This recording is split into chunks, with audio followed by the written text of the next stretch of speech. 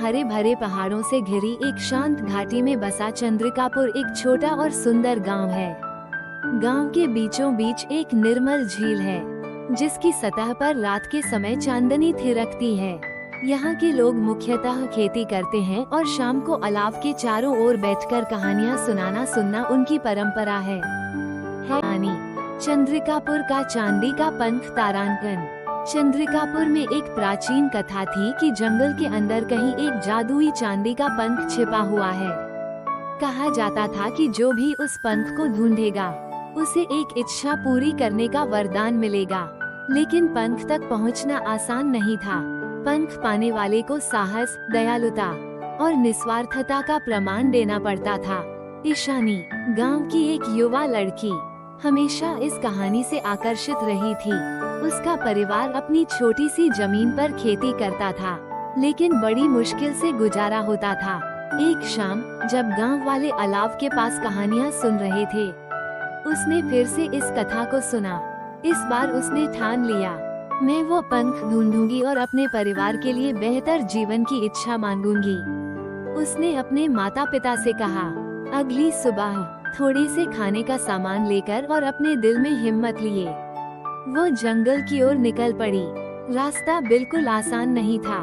कांटेदार झाड़ियाँ, खड़ी चढ़ाई और रहस्यमयी परछाइयाँ उसके साहस की परीक्षा ले रही थीं। जंगल में गहराई तक जाने के बाद उसने एक घायल हिरण को देखा, जो एक गिरे हुए पेड़ के नीचे फंसा हुआ था। आगे बढ़ने के बजाय ईशानी रुकी और अपनी पूरी ताकत से उसने उस पेड़ की शाखा को हटाया। हिरण ने कृतज्ञता से उसकी ओर देखा और जंगल में गायब हो गया। आगे बढ़ते हुए उसने देखा कि कुछ पक्षी जोर जोर से चहचहा रहे थे। उनका घोंसला पेड़ से गिर गया था और उनके छोटे बच्चे जमीन पर असहाय पड़े थे। ईशानी ने सावधानी से घोंसले को वापस पेड़ की डाल पर रखा।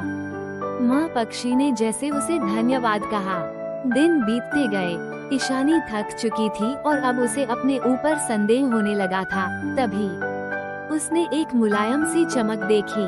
वो उस चमक के पीछे गई और एक छोटे से चांदनी से भरे मैदान में पहुंची। वहाँ काई से ढके एक पत्थर पर चांदी का पंख रखा हुआ था, जो हजारों तारों की रोशनी की तरह चमक रहा था। जैसे ही उसने पंख को छुआ, एक आवाज गूंजी, तुम मुझे क्यों ढूंढ रही हो बच्ची? डरते हुए ईशानी ने कहा, मैं अपने परिवार के लिए बेहतर जीवन की इच्छा मांगना चाहती हूँ।